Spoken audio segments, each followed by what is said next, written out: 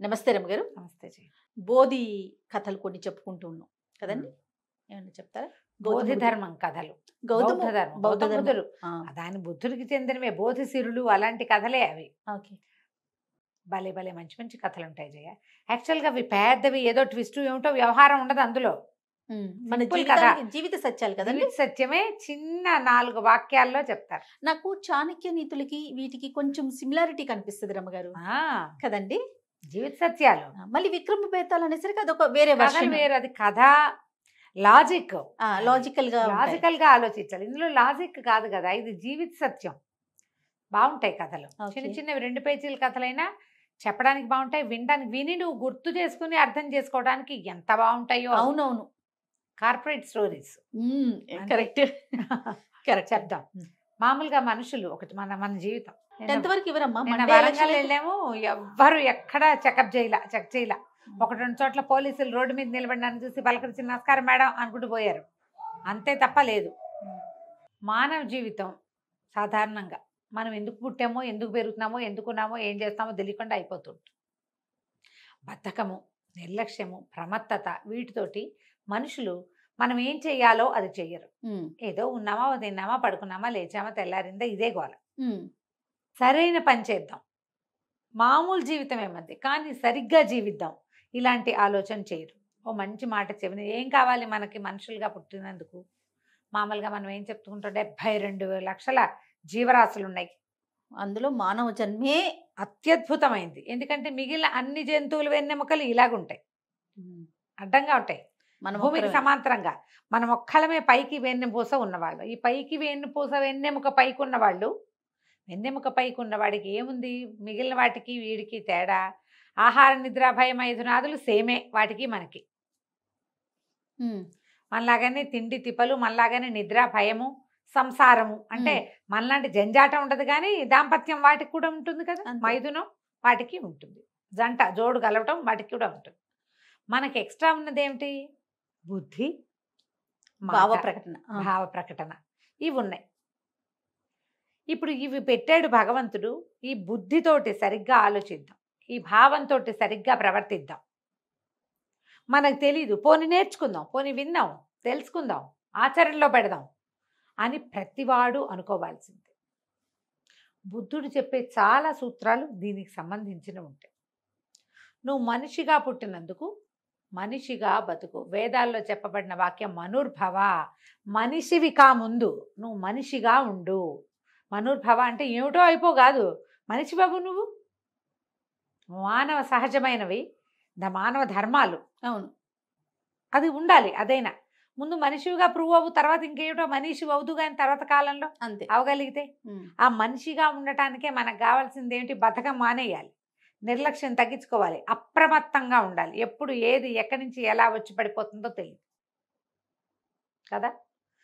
దాని మీద కథ, ఇదే విషయం మీద. ఓకే.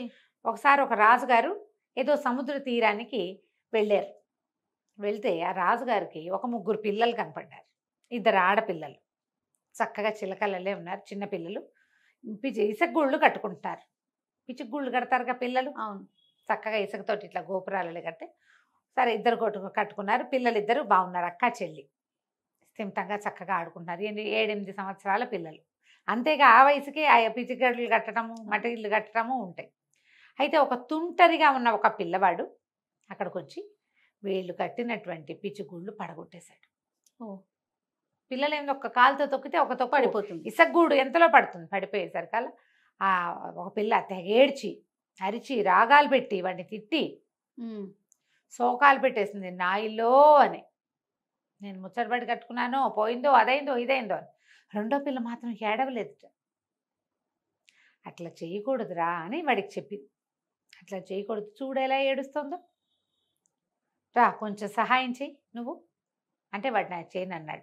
ఆ అమ్మాయి ఎందుకు చేయవురా అలా అనలా, బతిమిలాడుతోంది వాడిని ఓపికగా. ఈయనకి ఆశ్చర్యం వేసి, ఇంత 7 ఏళ్ల పిల్లకి ఇంత ఓపిక, అది కూడా రాగాలు బట్టి ఏడ్చి ఈ కింద నుంచి 2 గుప్పెళ్ళు ఎసుకెత్తి వాడిని ఎత్తి మీద పోసి వాడి కంట్లో పోసి వాడిని తన్ని. 2 ఉన్నారు కదా, ఒకడిని తనటం సేపు మా నాన్నతో చెప్తా, మా అమ్మతో చెప్తా అని అనద్దు, అనట్లా ఉద్రేకపడాలి. ఆ పిల్ల ఏమీ ఉద్రేకపడలేదు. ఆయనకి ఆశ్చర్యం వేసింది. అమ్మాయి నీ పేరేమిటమ్మా అన్నాడు. నా పేరు శ్యామావతి అండి అని చెప్పి. ఆయనకి ఎంత నచ్చిందో, 7 ఏళ్ల పిల్లకి ఇంతటి నిద్దాతనమా, ఇంత ఓపిక. అక్కడి నుంచి ఆయన కుర్రాన్ని కొంచెం బెదిరించి గదమాయించి కట్టి వీళ్ళకి ఇల్లు నువ్వు అని చెప్పి వాడిని కూర్చోబెట్టి ఇల్లు కట్టించి సరే వెళ్ళిపోయాడు. పిల్ల చాలా నచ్చింది. ఎంతసేపు ఆ అమ్మాయికేసే చూస్తూ ఉన్నాడు ఆయన. పిల్ల ఎంత కుదురుగా ఉందో. వాడు ఇల్లు కడుతుంటే రెండో పిల్ల చూస్తూ నుంచింది తను ఇల్లు కట్టించేదాకా. ఈ అమ్మాయి మాత్రం వాడికి సహాయం చేస్తూ ఇల్లు కట్టుకుంది. ఆయన వెళ్ళిపోయాడు. ఆయన ఒక రాజుగారు అని చెప్పుకున్నాం కదా, ఆయనకు ఒక కుమారుడు ఉన్నాడు. కుమారుడు పెద్దవాడయ్యాడు. పెద్దవాడైతే అతనికి రాజ్య విషయాల మీద ఆసక్తి లేదు, రాజ్యాన్ని జాగ్రత్తగా చూసుకునేది లేదు, ప్రజల్ని చూసుకుందామని లేదు, ఓ మంచి మాట విందామని లేదు, ఓ మంచి సలహా తీసుకుందామని లేదు. ఆటకాయిగా ఉండేవాడు. రాజుగారు కొడుకు ఆటోమేటిక్గా అంతే, రాజే, అంతేగా, రాజు అయిపోతాడు. రేపు రాజయ్యి ఇంతమంది ప్రజల్ని వీడి చేతిలో పెడితే ఏం చేస్తాడు? వీడిని సరైన దారిలో పెట్టాలి. ఎట్లా పెట్టాలి అని ఆలోచించి ఆయన ఎప్పుడో చూసిన 7 ఏళ్ల పిల్ల శ్యామావతి ఆయన మనసులో ఉంది. కొంతమంది భటుల్ని, ఒకళ్ళిద్దరు సలహాదారులని పంపించి ఫలానా ఊళ్ళో ఆ రోజు నేను చూసిన 2 ఆడపిల్లల్లో ఒక పిల్ల శ్యామావతి, ఆ పిల్ల ఎక్కడుందో వెతికి పట్టుకురండి అని చెప్పాడు. వాళ్ళు ఒక చిన్న కుటుంబం వెతికి ఆ శ్యామావతి వాళ్ళ ఇల్లు పట్టుకున్నారు. పిల్ల పేరుంది కదా, అక్క చెల్లి వాళ్ళిద్దరు ఆడపిల్లలు. వాళ్ళు ఏ ఊరు, ఏదో ఊర్లు మారారు. ఆ ఊళ్ళకి వెళ్ళి ఆ పిల్లకు ఒక 16-17 సంవత్సరాలు ఉన్నాయి. పిల్ల బుద్ధిమంత్రాలు అని చెప్పుకున్నాం కదా. సరే, అమ్మాయితోటి మాట్లాడి వాళ్ళ నాన్నతో మాట్లాడి రాజకుమారుడికి ఈ అమ్మాయినిచ్చి వివాహం చేసుకుంటామని అడిగి ఆ శ్యామావతినిచ్చి యువరాజుకి వివాహం చేశారు. పరమ ఓపికమంతురాలు, నిశ్శబ్దంగా ఉండేది. ఆ అమ్మాయి బుద్ధుడి బోధలు వినడానికి జేతవనానికి వెళ్ళేది. వెళ్ళేటప్పుడు ఆ అమ్మాయి అడిగేదట భర్త, నువ్వు కూడా రా, 4 మంచి మాటలు విందాం మనం అంటే. నువ్వు వెళ్తున్నావుగా, నీకు అర్థమైంది ఏమిటో నాకు చెప్పు. చాలా మంది ఇట్లాంటి వాళ్ళు ఉండరా జయ? ఉంటారు రమ్మగారు కదా. నువ్వు వెళ్ళి విను, నీకేం అర్థమైందో వచ్చి నాకు చెప్పు, నువ్వు వెళ్తే చాలే అనే వాళ్ళు కూడా ఉంటారు. ఎవరిది వారే అని గ్రహించరు. గుళ్ళో కూడా ఆడవాళ్లే వెళ్తారు, మగవాళ్ళు రారు. ఏ గుడికి రారు. ఫంక్షన్లకు సంగతి పక్కా పెట్టండి. ఫంక్షన్లకి సోషల్గా నువ్వు వెళ్తావో వెళ్ళవో నీ ఇష్టం. కానీ వాడు అనకూడదేమో కానీ రమ్మగారు, దిక్కుమాలిన సినిమాల్లో మగపిల్లలు బయట నుంచోట అదొక ఫ్యాషన్. అమ్మాయిలు గుళ్ళోకి వెళ్తాం, అమ్మ నువ్వు వెళ్ళమ్మా అంటాం. అదే అమ్మాయి ఉందంటే వీళ్ళు వెళ్ళేలాగా చూపించడం, అదొకటి మనం ఆడపిల్లల కోసమే గుళ్ళోకి వెళ్తారా దరిద్రంగా. అదే కదా రమ్మగారు మనం చూస్తున్నాం. ప్రతి సినిమాలోనూ అదే కనపడుతుంది. గుళ్ళోనే అమ్మాయిలను చూసి ప్రేమించడం. నాకు భలే మంట చేయ అలాంటివి చూస్తే. చంపేద్దాం అనిపిస్తుంది తెలుసా, నిజంగా. వైలెంట్ గా ఆలోచిస్తున్నారు. వైలెంట్ గానే అనిపిస్తుంది. ఓరి నీ దేవాలయం ఎందుకురా నాయన, ఎవరో ఒకళ్ళని చూస్తూ మార్చేస్తే ఎట్లా? అవును, అసలు ఎంతసేపు ఎవరేం చేస్తున్నారో చూడ్డానికే. గుళ్ళు అందుగా మనకు ఉన్నది.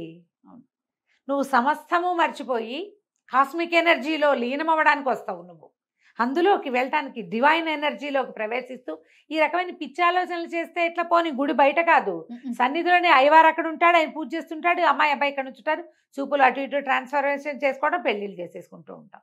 దిక్కుమాలిన సినిమాలు, దౌర్భాగ్యపు సినిమాలు. అనవసరంగా గుర్తు చేసావు నాకు. Right, okay. అయితే నువ్వు వెళ్ళమనేవాడు. ఈ అమ్మాయి శ్యామావతి దేవాలయాలకి వెళ్ళి, అది మన ఆయన పేరేంటి, బుద్ధుడికి బోధలు వినడానికి జేతవనానికి వెళ్ళేది. వెళ్ళినప్పుడు ఒకసారి చెప్పిందట, ఏమని? ఇలా నా భర్త రానంటాడు, ఇతని నేను ఎట్లా చెప్పాలి, నాకు అర్థమైంది చెప్పమంటున్నాడంటే. అప్పుడు ఆయన ఏం చెప్పాడంటే, ఒక వాక్యాలు చెప్పాడంటే, మానవుడు ప్రతివాడికి ముసల్తనము, వ్యాధి, విపత్తు, మరణము, ఈ 4 నుంచి ఎవ్వరూ తప్పించుకోలేరు. ఎవరైనా తప్పించుకోగలరామ్మా? కోటీశ్వరులు. ఏంటమ్మ గారు? ముసలితనం, వ్యాధి, విపత్తు. విపత్తు సడన్ గా ఏదైనా జరగకూడదా జయ? ఏదైనా. మొన్న ఒకళ్ళ ఇంట్లో మాకు తెలిసిన వాళ్ళు అహ్మదాబాద్ అటువైపు ఉంటారు, మా అక్కయ్య ఫ్రెండ్స్. ఇన్వర్టర్ షాక్ కొట్టి చనిపోయారు జయ. ఆయన ఇన్వర్టర్ షాక్ కొట్టింది. అదే కదా విపత్తు. నీకు ఏది విపత్తు కాదు. మనం మెట్లు దిగాము వాకిట్లో, నిన్న మా అక్కయ్య వాళ్ళ వాకిట్లో జారిపడ్డాను. అవును అన్నారు కదా. నేను ఇంకొంచెం ముందు పడి ఉంటే ఏ బండి అయినా వచ్చుంటే, క్షణం, హాఫ్ మినిట్ కూడా పట్టదు దానికి, 1/2 నిమిషం కూడా అవసరం లేదు విపత్తుకి. పైనుంచి ఢామని పడిపోతాం కింద. మన ఇంట్లోనే ఫ్యాన్ ఊడి మన నెత్తి మీద పడుతుంది. అవునవును. సోఫాలో నుంచి లేస్తూ కాలు మడతపడి పడిపోతాం. ఎక్కడ రాకూడదు అవి? వర్షాలు రావా? ఎండలు ఎక్కువగా రావా? చలికాలం చలికి జబ్బులు చేయవు? డిసెంబర్లో ఎంతమంది చనిపోతారో? విపత్తులు సడన్వి, గోడలు విరిగిపోవటాలు, గోడలు పడిపోవటాలు. ఇప్పుడు మనకైతే షాక్ కొట్టటాలు, యాక్సిడెంట్లు. మనం ఒట్టిగా తిరుగుతుంటేనే కదా వేలు ఎట్లా తెగిపోయింది. ఎన్ని రోజులు పట్టింది మానడానికి? అవునండి. వీటిలో నుంచి తప్పించుకోగలమా? వ్యాధి, జబ్బు అస్సలు తప్పించుకోలేము. ఏమీ లేవు, చాలా హెల్తీగా ఉన్నాం. హార్ట్ అటాక్లు పుసుకుని వస్తాయి. శుభ్రంగా ఉన్నవాళ్ళు, చక్కగా జిమ్ బాడీస్, హెల్తీ మెయింటెనెన్స్లో ఉన్నవాళ్ళు నిమిషాల మీద హార్ట్ అటాక్ వచ్చి పోయారు ఈ మధ్య. ఎంతమంది సెలబ్రిటీలను కూడా చూసాం కదా. మామూలు ఇళ్లలో ఎంతమందో, మన జూనియర్లు, మన సీనియర్లు కూడా. చిన్న పెద్ద తేడా లేదు దానికి. అక్కడి నుంచి సడన్ డెత్ కాకుండా వ్యాధులు, ఎన్ని రకాల ఆటో ఇమ్యూన్ డిసీజెస్ ఉన్నాయమ్మా మనకి. పైగా ఈ కాలంలో షుగర్ సహజమైనది. అందరికీ డయాబెటీస్, అందరికీ బీపీ, అందరికీ స్పాండ్లైటిస్, అందరికీ థైరాయిడ్, కిడ్నీలు ఫెయిల్ అయిపోవటం, లంగ్స్ ఫెయిల్ అయిపోవటం. ఇక క్యాన్సర్లు అంటావా, ఎన్ని పేర్లో వాటికి, ఒక్కొక్క దానికి ఒక్కొక్కటి. అంటికి ఏదో వైద్యం దొరికింది, కానీ జబ్బే కాదు. అంతేగా. అవునా? సరే, ఏమేమిటి పోయి చెప్పాం మనం? ముసలితనం, వ్యాధి, విపత్తు, ఆఖరిది మరణం. అనివార్యమైన కథ. ఈ 4 నుంచి తప్పించుకోలేం. ఇప్పుడు చూడు, మన చుట్టూతా 4 పర్వతాలు ఉన్నాయి, మనం మధ్యలో ఉన్నాం. ఒకసారి ఇప్పుడైనా 4 పర్వతాలు దగ్గరకు వచ్చేస్తే మధ్యలో ఉన్నవాడి పరిస్థితి ఏమిటి? అంతే సంగతులు కదా. ఇలా జరుగుతుంది. ఈ 4 పర్వతాల మధ్యలో ఉన్నాం మనం. వాటి నుంచి తప్పించుకునే అవకాశం మన జీవితానికి లేదు. ఎవరు తప్పించుకోలేరు. ఈ తప్పించుకోలేనప్పుడు మనం చెయ్యవలసింది ఏమిటి? ఏం చేయాలి? మనుషులుగా బ్రతకాలి. ఈ 4 ఒకటి ఎక్స్ట్రా సబ్జెక్ట్ ఏంటి? బ్రతుకు. అంతే. మరణానికి ముందు బ్రతుకు, వ్యాధిలో బ్రతుకు, అంతేనా? విపత్తులో బ్రతుకే. తర్వాత మరణంలో కూడా నువ్వు బతికుంటేనే చస్తావు. నువ్వు ముసలితనంలోను అంతే. ముసలితనంలోను కూడా జీవితమే. జీవితం ఉందా? ఈ జీవితాన్ని సరైన జీవితంగా ఉంచుకోవాలి నువ్వు. ఇది each and every man, women తప్పదు. జంతువులకి బోధలు అర్థం కావు. బోధలు అర్థమయ్యే జంతువులు మనం పెంచుకునే జంతువులే. దానికి కూడా హే రారా పో కూర్చోపడుకో అర్థమవుతాయి. అంతేగాని మనం భగవద్గీత చెప్తామంటే అర్థమవుతుంది. అది ఎవరికి అర్థమవుతుంది? మానవ జంతువుకి అర్థమవుతుంది. మనిషిగా పుట్టినందుకు ఇతరులకి సహాయపడు, తప్పులు చేయకు, పాపం చేయొద్దు, బతకడం కోసమే ప్రవర్తించుకో, సరైన ప్రవర్తనతో బతుకు. ఇది తెలుసుకోవాలమ్మా. ఏ రోజు తెలుసుకుంటాడో ఆ రోజు వస్తాడు అతనని చెప్పాడట బుద్ధుడు శ్యామావతికి. ఆ అమ్మాయి ఇవే వాక్యాలు భర్తకి తీసుకెళ్ళి యథాతథంగా చెప్పింది, ఓర్పుగా. నువ్వెందుకు రావు? నేనంటే నీకు ఇష్టం లేదా? ఇవన్నీ కాదు, ఇది నాయనా మన జీవితం ఆయన చెప్పాడు, వివరించింది. బుద్ధుడు చెప్పిన వాక్యాలు ఇవి అని చెప్తే అక్కడి నుంచి తను రావడం మొదలుపెట్టాడు. ఆలోచించుకున్నాడు. మనం ఇవన్నీ ఇప్పుడు ఎంతమంది ప్రవచనకర్తలు ఉన్నారు జయ మనకి, ఎంత మంచి మంచి మాటలు చెప్తారు. వింటూ రోజంతా గడిపేయచ్చు కదా మరి. కానీ మనం ఏమైనా పాటిస్తున్నామా? ప్రవచనకర్తలు మంచి మాటలు వినే అవకాశాలు ఎంత పుష్కలంగా ఉన్నాయో.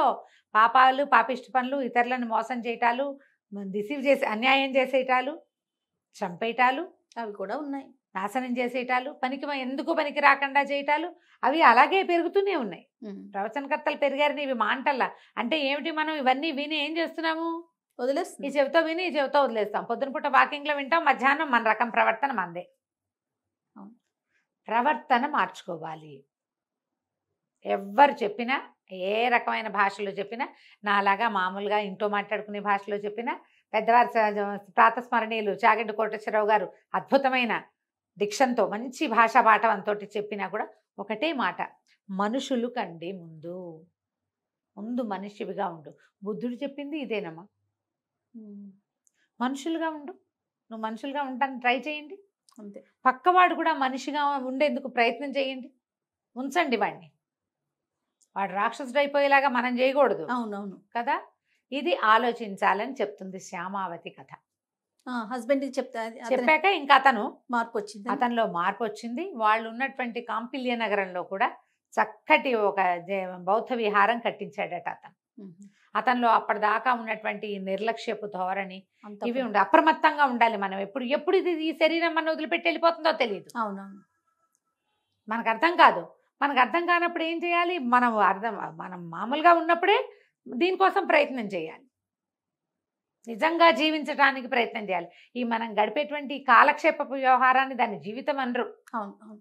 రోడ్ల మీద తిరుగుతాయి అన్నీ, వాటితో పాటు మనం కూడాను అంతే. అది కంచుకి మనం ఇంటికి. ఎంత బాగుందో రమ్మగారు. జీవిత సత్యాలు. నమస్తే. నమస్తే. సుమన్ టీవీలో మీ పర్సనల్ అండ్ బిజినెస్ ప్రమోషన్స్ కోసం కింది నెంబర్కి కాంటాక్ట్ చేయండి.